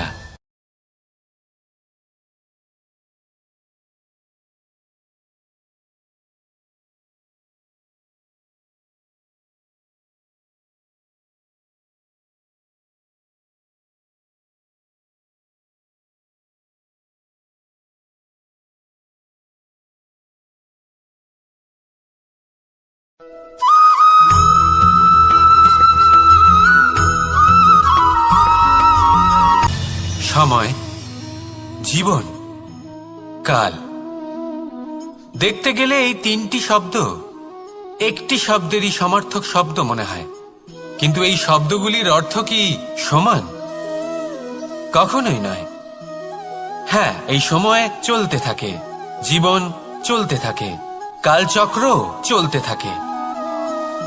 এই সময় কেটে যায় কিন্তু এই জীবন একে যাপন করতে হয়। কি বলেন? এই জীবনে কিছু করুন বা কিছু না করুন, জীবন এমনি কেটে যাবে, আপনি জানতেও পারবেন না। কিন্তু সেটা আমাদের উদ্দেশ্য নয়, একে যাপন করতে হবে।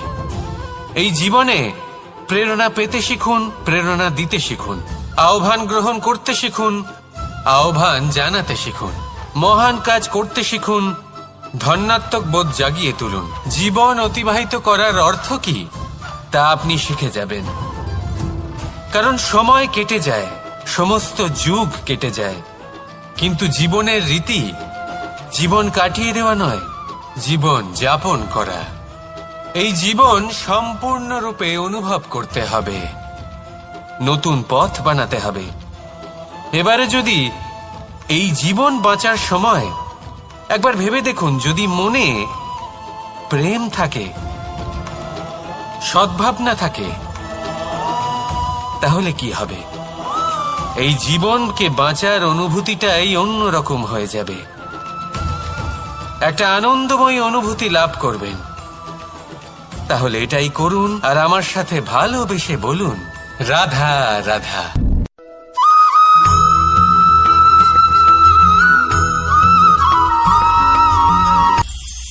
এটা হলো ধান গাছ। এর থেকে যে চাল উৎপন্ন হয় তা মানুষ গ্রহণ করেন। আর এটা কি? এ হলো জংলি ঘাস। একবার ভেবে দেখুন, যদি এই জংলি ঘাস ধান গাছের আশেপাশে থাকে তাহলে কি হবে? ধান উৎপন্ন হতে পারবে? তা উৎকৃষ্ট হতে পারবে? আমরা কি তা গ্রহণ করতে পারবো? কখনোই নয়। এই জংলি ঘাস ধানকে নষ্ট করে দেবে, কিন্তু নিজে জীবিত থাকবে। এটাই হলো আজকের শিক্ষা। এই সংসারে যদি আপনি নীতির পথে চলতে চান, উচিত কর্ম করতে চান, সংসারকে সেবা করতে চান, তাহলে জংলি ঘাসের মতো ব্যক্তিদের থেকে সবসময় দূরে থাকতে হবে।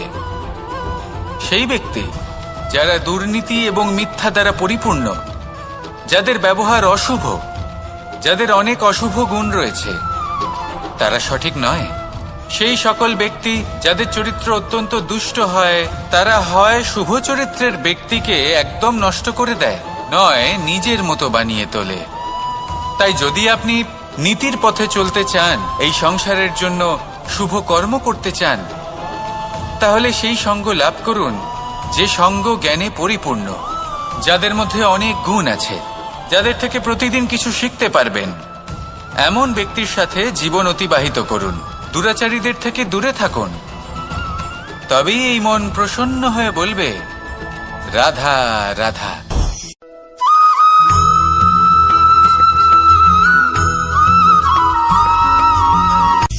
সূচের শেষে একটি ছিদ্র থাকে, যার দ্বারা আমরা এই সুতো পরাতে পারি, আর তারপর সূচের সাহায্যে এই সুতো দিয়ে বস্ত্র সেলাই করা যায়। কিন্তু যদি সুতোটা সোজা করে ধরা না হয়, তাহলে সূচে কখনো এই সুতো পরানোই সম্ভব নয়। যদি এতে কোনো গিঁট পড়ে, তখন তা কখনোই এই ছিদ্র দ্বারা প্রবেশ করা সম্ভব নয়। ঠিক এইভাবেই যদি আপনি কারোর জীবনে প্রবেশ করতে চান, কারোর অন্তরে প্রবেশ করতে চান, তাহলে আপনাকেও সহজ থাকতে হবে। এতে কোনো গিঁট থাকলে চলবে না, অর্থাৎ মনে যাতে কোনো মালিন্য না থাকে, যেন কোনো কুচিন্তা না থাকে। যদি এসব থাকে, তাহলে আপনি কখনো কারোর জীবনে প্রবেশ করতে পারবেন না। আর যদি কোনোভাবে আপনি প্রবেশ করেও যান, তাহলে তার মনে ঘর করতে পারবেন না। নিজেকে এই সুতোর মতন করে তুলুন, সহজ। মনে যেন কোনো কুচিন্তা না থাকে, সবার প্রতি যেন সদ্ভাবনা থাকে, শুভ চিন্তা থাকে। এমনটা করতে থাকুন।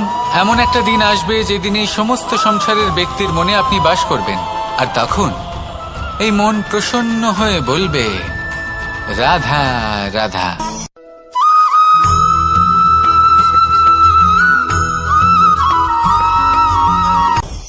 আপনি কখনো পর্বতের শিখরে উঠেছেন? আপনি দেখতে পাবেন পর্বতের পদতলে প্রচুর সুন্দর ফুল রয়েছে, সবুজ বনানী রয়েছে। যত আপনি ওপরে উঠতে থাকবেন, তত ফুল কমতে থাকবে, সবুজ বনানী কমতে থাকবে। আরো কিছুটা ওপরে উঠলে কাঁটা জাতীয় গাছ দেখতে পাবেন, শুকনো গাছ দেখতে পাবেন। আরো যদি ওপরে ওঠেন, তাহলে পাষাণ দেখতে পাবেন। আরো উপরে উঠলে হিমখণ্ড দেখতে পাবেন। এই যে পর্বত, তা মনুষ্য জীবনের সব থেকে উত্তম উদাহরণ। মানুষ যখন সাফল্যের শিখরে পৌঁছতে চান, মহানুভবতার শিখরে পৌঁছতে চান, পথে যত আস্তে আস্তে উপরে উঠতে থাকেন, ততই ভৌতিক বস্তু তার থেকে বিচ্ছিন্ন হতে থাকে।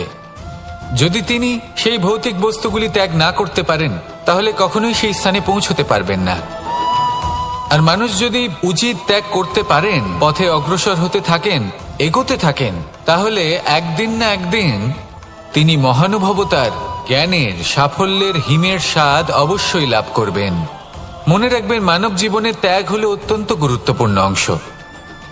আসুন আমার সাথে ভালোবেসে বলুন, রাধা রাধা।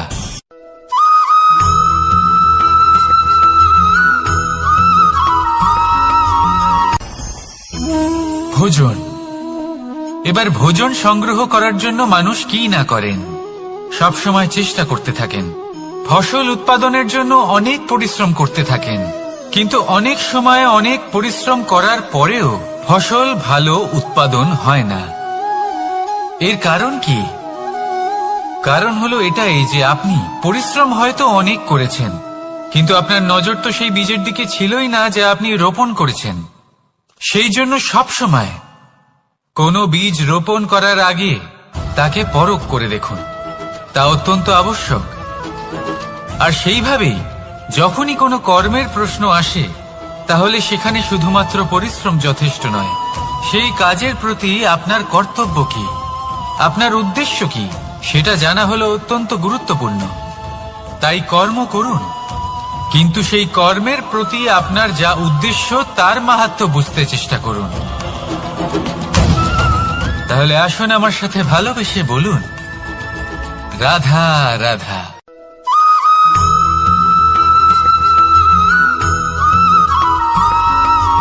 বসন্ত ঋতু, এই সময় মন আনন্দে ভরে থাকে। এমন মনে হয় যেন আমরা আকাশে বিচরণ করতে চলে যাই, কিন্তু সেটা তো সম্ভব নয়। সেই জন্য হয়তো আমরা ঘুড়ি ওড়াই, এই ঘুড়িকে নিজেদের প্রতিরূপ মনে করে। এবার অনেক মানুষ আছেন যারা ঘুড়ি ওড়ান, কিন্তু এই কর্মের সারমর্ম কি সেটা কজন বুঝতে পারেন? আপনি এটা মনে করুন যে আপনি হলেন সেই ঘুড়ি, আর এই সুতো যিনি ধরে রয়েছেন তিনি হলেন পরমাত্মা। আর এই সুতো যেখান থেকে শুরু হয় সেই লাটাই হলো আমাদের কর্মচক্র। এবার আপনি নিজেই অনুমান করুন যে এই উড়ান কার ওপর নির্ভরশীল, পরমাত্মার ওপর আর আপনার কর্মের ওপর।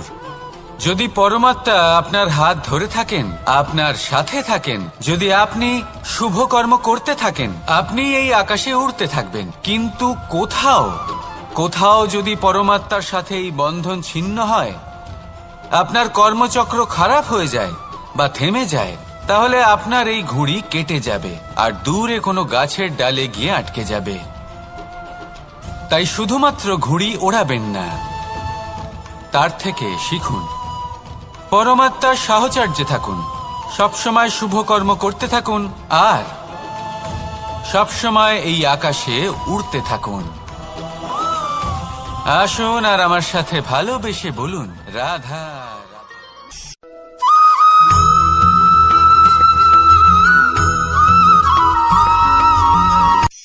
এই সংসারে সাফল্য লাভ করার জন্য জ্ঞানের প্রয়োজন হয়, পরিশ্রমের প্রয়োজন হয়, দৃঢ় নিষ্ঠার প্রয়োজন হয়, নিরন্তর চেষ্টা করা প্রয়োজনীয়। কিন্তু আরো কিছু আছে যা অত্যন্ত প্রয়োজনীয় এবং গুরুত্বপূর্ণ। তা হলো ভালো বন্ধু। তাদের থাকা অত্যন্ত প্রয়োজনীয়। যদি ভালো বন্ধু থাকে তাহলে সময় এলে তারা ঢাল হয়ে আপনাকে সুরক্ষা করবেন। সময় এলে অস্ত্রের মতো শত্রুকে সংহারও করবেন। যদি তিনি জ্ঞানী হন, তাদের মধ্যে সদ্গুণ থাকে, তাহলে এই সব গুণ আপনার মধ্যেও প্রবেশ করবে। তাহলে সাফল্যের জন্য ভালো বন্ধু পাওয়া অত্যন্ত প্রয়োজনীয়। কিন্তু শুধু বন্ধু কেন, ভালো শত্রুও থাকা প্রয়োজনীয়।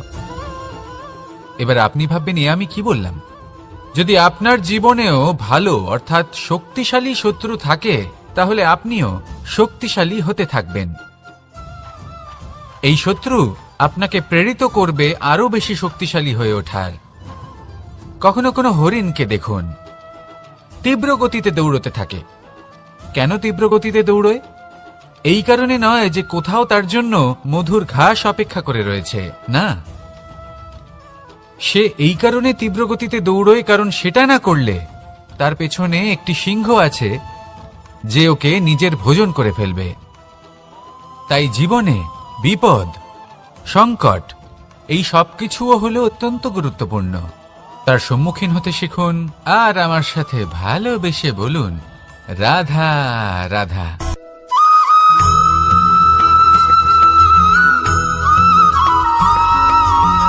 ভালো, শুধু ওনাদের কঠোর ব্যবহার দেখলে আমরা একটু ভয় পেয়ে যাই। এবার ওনাদের এই কঠোর ব্যবহার আমাদের ভালো না লাগলেও অত্যন্ত আবশ্যক, কারণ মাতার থেকে আমরা যে শক্তি লাভ করি তা যেন নিয়ন্ত্রণ হারিয়ে বিধ্বংসী না হয়ে ওঠে। আমরা যেন কোনো কুপথে না চলে যাই, আমরা কখনো যেন দোষ না করে ফেলি। শুধু সেই জন্য পিতা এবং গুরু একটু কঠোর হয়ে ওঠেন, এবং ওনাদের এই কঠোর আচরণ ভবিষ্যতে গিয়ে আমরা অবশ্যই বুঝতে পারি। জীবনে কিছু বছর আমরা এগিয়ে যাই আর তারপর আমরা বুঝতে পারি যে বাবা এবং গুরু আমাদের যথেষ্ট ভালোবাসতেন, কিন্তু ওনাদের ভালোবাসার বহিঃপ্রকাশ আলাদা। প্রয়োজনীয় হলো এটা দেখার, এটা বোঝার যে শুরু থেকে আমাদের প্রতি ওনাদের আচরণ কেমন ছিল। ওনাদের কঠোর হওয়ার পেছনে ওনাদের ভালোবাসাটা বোঝার চেষ্টা করুন, ওনাদের চিন্তাটা বোঝার চেষ্টা করুন, ওনাদের পথপ্রদর্শনের আড়ালে আপনার ভবিষ্যতের জন্য যে পরিকল্পনা ওনারা করেছেন সেটা বোঝার চেষ্টা করুন। তখন আপনারা বুঝতে পারবেন ওনাদের ভালোবাসাকে। আপনার মনের মধ্যে আপনা থেকেই ওনাদের প্রতি সম্মান জেগে উঠবে।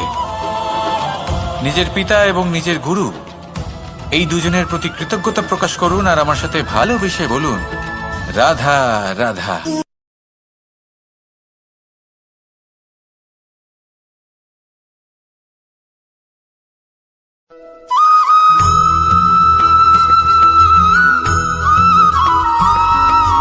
কথায় আছে, প্রত্যেক পুত্র তার পিতার প্রতিচ্ছবি হয়, আর সমস্ত প্রতিচ্ছবি চায় যেন সে তার অস্তিত্ব প্রাপ্ত করতে পারে। পুত্র চায় সে যেন তার পিতার মতো হয়, বা কখনো কখনো তার থেকেও শ্রেষ্ঠ হয়। সেটা কোনো অনুচিত ব্যাপার নয়। অনুচিত তখন হয় যখন পুত্র নিজের পিতার মতো হবার স্বপ্ন পূরণ করতে গিয়ে বা তার থেকেও শ্রেষ্ঠ হওয়ার স্বপ্ন পূরণে অনুচিত পথের আশ্রয় নেয়। কারণ তারপরে সে তার পিতার গুণগুলি আত্মসাৎ করতে চায় না। সে শুধুই এটা চায় যে সংসারের চোখে যেন আমি শ্রেষ্ঠ প্রমাণিত হই। এটা অনুচিত। সংসারে এমন অনেক মানুষ আছেন যারা এই কারণে শ্রেষ্ঠ হবার চেষ্টা করেন যাতে তার পরিবারের তার পিতার সম্মান বৃদ্ধি পায়। এমনও মানুষ থাকেন, আর এটাই হলো পার্থক্য উদ্দেশ্যের। মনে রাখবেন, যদি আপনার উদ্দেশ্য শুভ হয় তাহলে পথও শুভ হবে, যদি আপনার উদ্দেশ্য অশুভ হয় তাহলে পথও অশুভ হবে। তাহলে নিজের পিতার মতো হবার চেষ্টা অবশ্যই করুন, তার থেকেও শ্রেষ্ঠ হওয়ার চেষ্টা অবশ্যই করুন, কিন্তু মনে রাখবেন আপনার সংকল্প আর আপনার উদ্দেশ্য এই দুই শুভ হওয়া উচিত। তাহলে আসুন আর আমার সাথে ভালোবেসে বলুন, রাধা রাধা।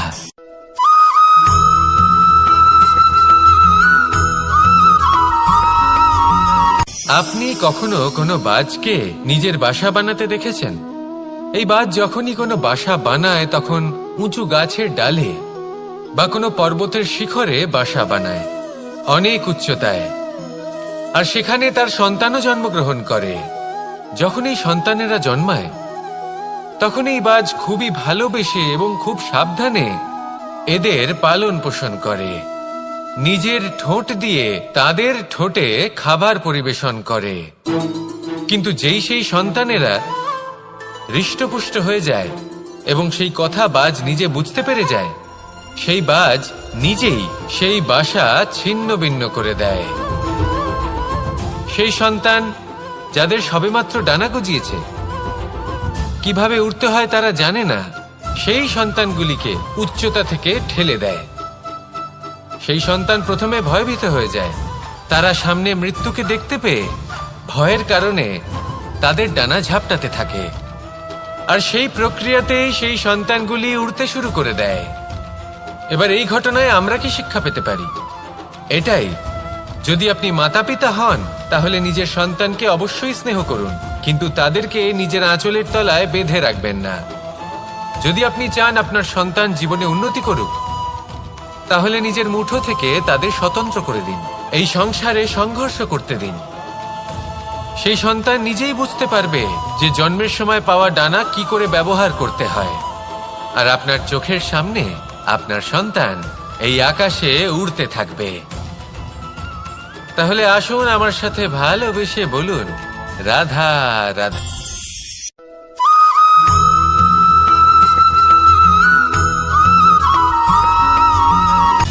সময়, জীবন, কাল।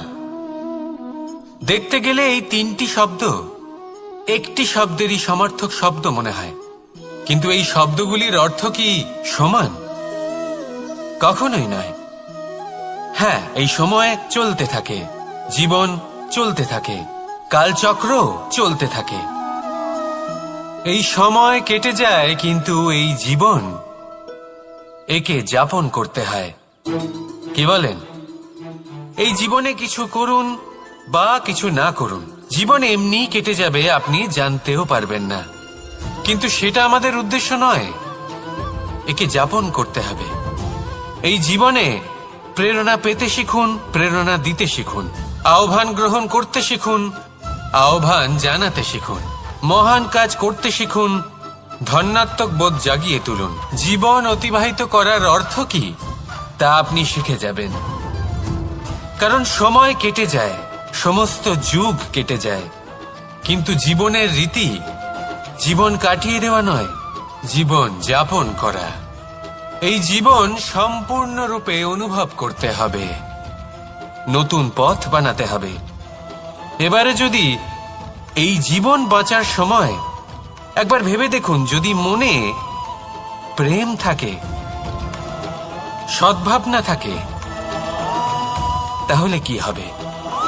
এই জীবনকে বাঁচার অনুভূতিটাই অন্যরকম হয়ে যাবে। একটা আনন্দময় অনুভূতি লাভ করবেন। তাহলে এটাই করুন আর আমার সাথে ভালোবেসে বলুন, রাধা রাধা।